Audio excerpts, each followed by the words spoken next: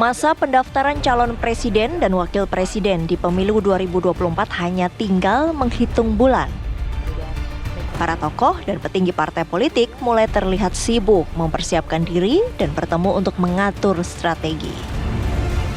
Jika mundur ke belakang, Partai Golkar, PAN, dan P3 menjadi 3 partai yang pertama kali mendeklarasikan terbentuknya koalisi yang dinamakan Koalisi Indonesia Bersatu. Disusul kemudian Gerindra dan PKB yang membentuk Koalisi Indonesia Raya. Namun, ketika PDI Perjuangan mendeklarasikan Ganjar Pranowo sebagai calon presiden yang diusungnya, koalisi-koalisi yang sudah ada mulai terlihat gamang. P3 menjadi partai pertama di KIB yang memutuskan mendukung pencapresan Ganjar dan memantapkan diri bersama barisan PDIP. Sementara Golkar dan PAN masih belum memastikan pilihannya. Kesempatan ini tampaknya dimanfaatkan secara baik oleh PKB yang selama beberapa hari terakhir ini lincah bermanuver. PKB membawa tawaran proposal politik untuk membentuk poros baru yang disebut dengan koalisi besar. Hanya saja, jalan panjang masih harus ditempuh jika kemudian PKB, Gerindra, Golkar, dan PAN bersepakat melebur dalam sebuah koalisi. Siapakah capres dan cawapres yang akan diusung? Relakah para tokoh yang notabene sudah dicalonkan oleh partainya masing-masing sebagai kandidat capres melepas egonya demi tujuan besar koalisi gemuk?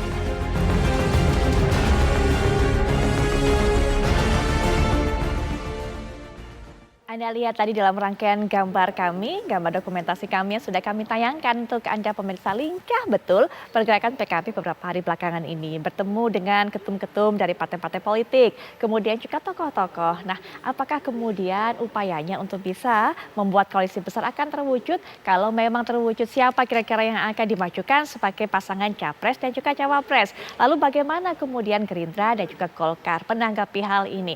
Untuk itulah saya akan perkenalkan satu persatu narasumber yang akan memberikan pandangannya mengenai hal ini. Di samping saya sudah hadir Bang Riza Patria yang akan mewakili Gerindra pada kesempatan kali ini. Assalamualaikum warahmatullahi wabarakatuh. Selamat malam Bang Riza. Sehat Bang Riza? Sehat, alhamdulillah. Alhamdulillah sehat. Lama tidak jumpa dengan Bang Riza. Assalamualaikum juga nih Mas Jazilul dan Mas Aceh. Betul.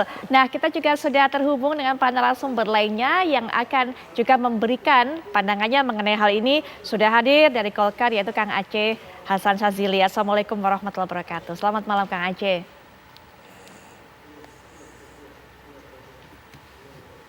Kang Aceh, sepertinya kami masih Selamat malam. ini kami sudah bisa mendengar suara Kang Aceh. Selamat malam. Baik, dan juga kita akan mendengarkan sebenarnya upaya apa yang sedang dilakukan oleh PKB. Apa rencana dibalik dengan pertemuannya dengan ketum-ketum parpol ini? Nanti akan dijelaskan juga oleh Pak Jazilul Fawait dari PKB. Assalamualaikum warahmatullahi wabarakatuh. Selamat malam Pak Jazilul. Waalaikumsalam Putri, Kang Aceh, Pak Riza. Selamat malam semuanya. Baik, langsung saja mungkin Pak Jazilul bisa dijelaskan apa upaya yang dilakukan oleh PKB ini. Kok begitu gencar pergerakannya, manuvernya beberapa hari belakangan ini? Betulkah kemudian ingin sekali menggandeng partai-partai lain untuk bisa membentuk koalisi besar? Pak Jazilul silakan dijelaskan. Ya tentu PKB memang memanfaatkan momen Idul Fitri, kita gunakan menjadi lebaran yang ceria. Supaya teman-teman atau silaturahim yang diintensifkan Gus Muhaimin memberikan dampak kerjasama, kebersamaan, dan perdamaian menjelang pemilu 2024. Prinsipnya PKB sudah kontrak kerjasama dengan Gerindra. Dan tinggal menunggu siapa capres dan cawapresnya. Putri dan kita tahu semua bahwa di Indonesia ini, menurut pengamat, politik ini atau aliran politik ini terbagi dua. Satu nasionalis, dua Islam.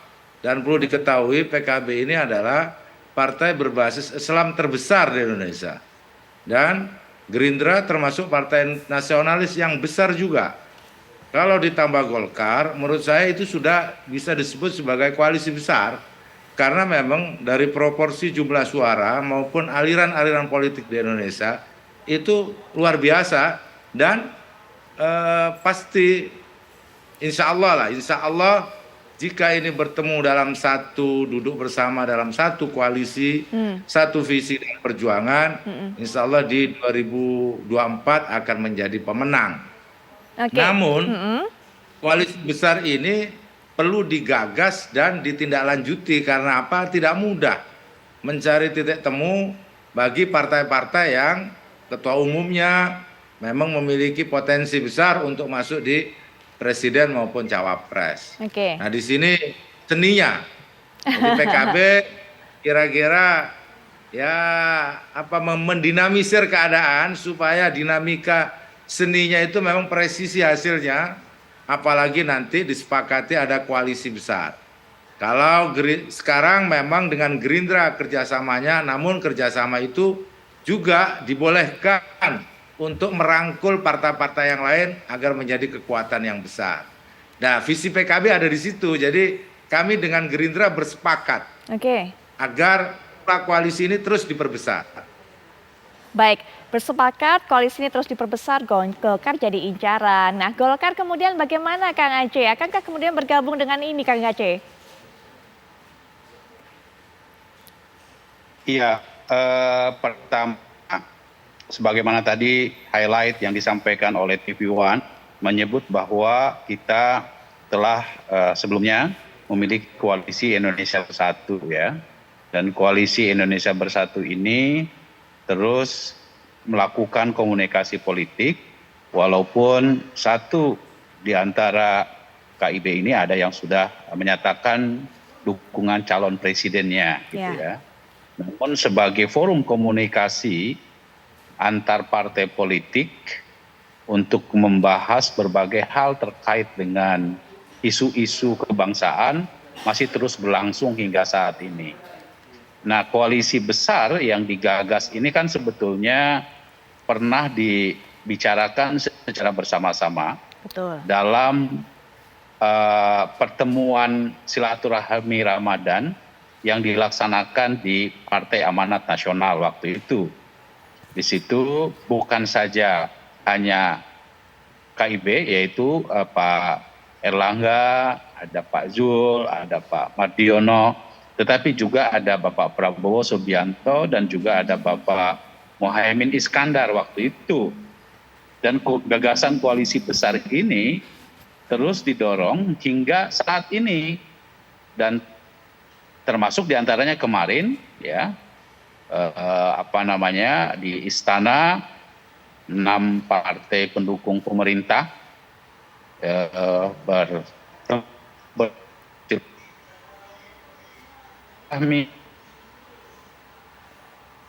Kang Aceh, sepertinya ada kendala komunikasi terputus, kita tidak bisa mendengar dengan jelas suara Kang Aceh, terputus sampai di situ tadi, terhenti sampai di situ. Nanti kita akan lanjutkan, tapi saya minta komentar dari Bang Risa terlebih dahulu. Pergerakan PKB seperti ini mencari partai-partai lainnya untuk bisa masuk membentuk koalisi besar, sepengetahuan dengan Gerindra nggak sih Bang Risa? Iya tentu ya, jadi kami tidak hanya menandatangani perjanjian atau kontrak dengan PKB antar Gerindra, tapi sudah sehati sejiwa lah kira-kira begitu. Jadi apa yang dilakukan oleh Caimin, Kang Jazilul dan teman-teman semua dari PKB itu tidak hanya sesuatu yang baik dalam rangka silaturahmi Lebaran, tapi yang sangat baik yang membangun supaya demokrasi di bangsa ini semakin baik ya. Dan memang kita membutuhkan koalisi sebesar mungkin, itu sesuatu yang baik ya. Tadi Mas Jazilul sudah menjelaskan, saya kira perlu didukung. Dan Partai Gerindra sudah mengetahui semua rencana kegiatan masing-masing di antara kita dikomunikasikan. Hasilnya juga disampaikan. Jadi ini perlu. Dan alhamdulillah Caimin tidak hanya merangkul atau bersilaturahmi dengan partai yang belum menentukan pilihan, tapi juga merangkul mendekati partai-partai yang sudah memiliki calonnya masing-masing. Saya kira ini sesuatu yang baik dalam rangka silaturahmi supaya politik kita cair, sejuk, supaya masyarakat tidak melihat pemilu ini sesuatu yang menakutkan, menegangkan, tapi demokrasi pemilu kita ini sesuatu yang menggembirakan, sesuatu yang baik dan membahagiakan. Inilah yang perlu kita jaga. Jadi pilihan boleh beda, partai boleh beda, tapi mari kita kedepankan kepentingan bangsa negara dan juga kepentingan masyarakat banyak. Saya kira perlu. Jadi kami membutuhkan, apalagi dengan Golkar ya, kami tentu sangat senang sekali Partai Gerindra, Pak Prabowo dan kami semua, PKB, Caimin dan semuanya saya kira sangat senang hadirnya Partai Golkar bersama dengan Partai Gerindra dan PKB Oke. memperbesar koalisi yang ada ini menjadi lebih besar, apa yang disebut dengan koalisi besar atau koalisi kebangsaan. Mudah-mudahan juga PAN juga bisa bergabung, sehingga kalau empat partai ini yang di parlemen, belum lagi ditambah partai non parlemen yang mudah-mudahan juga bisa bergabung, ada beberapa, saya kira ini sesuatu yang sangat baik. Mengenai pasangan calon capres dan cawapres, Ya. itu nanti menjadi pembahasan para pimpinan ya. Nanti kita akan bicara Ya. mengenai ini lebih lanjut Bang Risa, karena tadi seperti katakan Pak Jazil, ini seninya. Karena masing-masing dari ketum partai-partai politik ini punya ambisi, punya keinginan untuk bisa maju, mencalonkan diri dalam bursa pencalonan presiden pemilu 2024 mendatang. Kita akan coba cek terlebih dahulu. Kang Aceh, apakah sudah bisa mendengar saya? Dan apakah juga sudah bisa kita dengarkan suaranya baik? Kang Aceh, mohon maaf, tadi memang terhenti. Kami hanya bisa mendengar Kang Aceh sampai menjelaskan bahwa tadi itu atau koalisi besar ini memang sudah ada gagasannya, rencananya, bahkan kemarin juga sempat disinggung kembali pada saat silaturahmi seluruh ketum parpol mendukung pemerintah ini kemudian bertemu. Tapi tadi sudah diperjelas, setelah itu kami tidak bisa mendengar, tapi kemudian diperjelas oleh Bang Risa bahwa begitu welcome-nya menyambut dengan hangat kehadiran Golkar jika mau bergabung PKB dan Gerindra ini. Kang Aceh. Ya, gagasan koalisi besar ini kan sesungguhnya bukan sudah menjadi pembicaraan di kalangan para ketua umum partai, terutama partai pendukung pemerintah ya. Dan pembicaraan tersebut saya kira tadi sudah saya sampaikan dimulai sejak pembahasan atau silaturahmi pada saat silaturahmi Ramadan di PAN waktu itu. Hampir semua partai, 6 partai hadir dalam acara tersebut. Nah, kami Partai Golkar pada saat Lebaran kemarin juga kan bersilaturahmi dengan Pak Prabowo sebagai Ketua Umum Gerindra ya. Dan secara khusus kemarin kami juga melakukan silaturahmi dengan partainya Pak Kiai Jazilul Fawait dengan Gus Muhaimin dan seluruh jajaran pengurus Partai Kebangkitan Bangsa. Sebelumnya kami pun juga mencoba untuk memperluas gagasan koalisi besar ini dengan Partai Demokrat gitu ya. Nah, apa yang menjadi pembahasan? Kenapa kami penting juga memberikan dukungan terhadap upaya kita membangun koalisi besar ini? Ya, itu yang disampaikan saya kira dalam pertemuan para ketua umum di istana jelas ya bahwa memang tantangan yang dihadapi oleh bangsa kita tentu tidak mudah ya. Karena tantangan ekonomi, tantangan global ini membutuhkan dukungan stabilitas politik dari kekuatan partai politik yang ada di Indonesia. Membangun Indonesia tentu tidak hanya menjadi domain atau ranah 1-2 partai, tetapi perlu ada kebersamaan, perlu ada kekeluargaan dari para partai politik, terutama saya kira memastikan stabilitas dukungan tersebut di parlemen.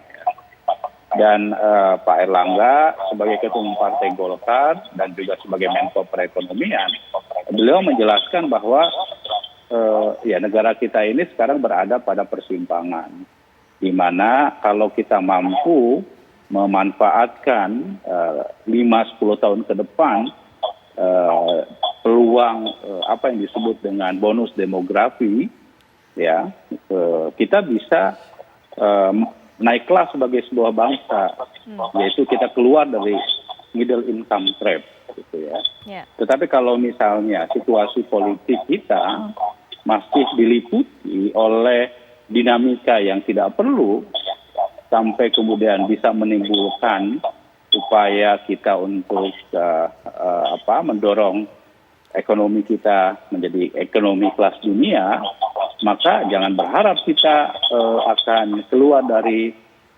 jebakan atau middle income trap tersebut. Jadi apa yang menjadi gagasan bersama kita di dalam konteks politik Indonesia 5-10 tahun ke depan, tentu Mbak Putri perlu mendapatkan dukungan politik dari semua komponen politik yang ada di Indonesia. Karena itu relevan sekali gagasan tentang koalisi besar tersebut. Baik Kang Aceh. Kita berhenti sampai di situ, nanti kita akan lanjutkan setelah jeda sampai kita soroti juga kalau memang kemudian 3 partai yang tokoh-tokohnya ada di sini melakukan perbincangan akan bergabung terbentuk koalisi besar, begitu bagaimana kemudian untuk bisa maju memuluskan langkah dari kader-kadernya menuju pencalonan capres-cawapres. Karena kalau kita tahu ketum partai masing-masing ini ingin ataupun berminat mencalonkan dirinya. Kita akan bahas setelah jeda berikut ini. Kami akan segera kembali.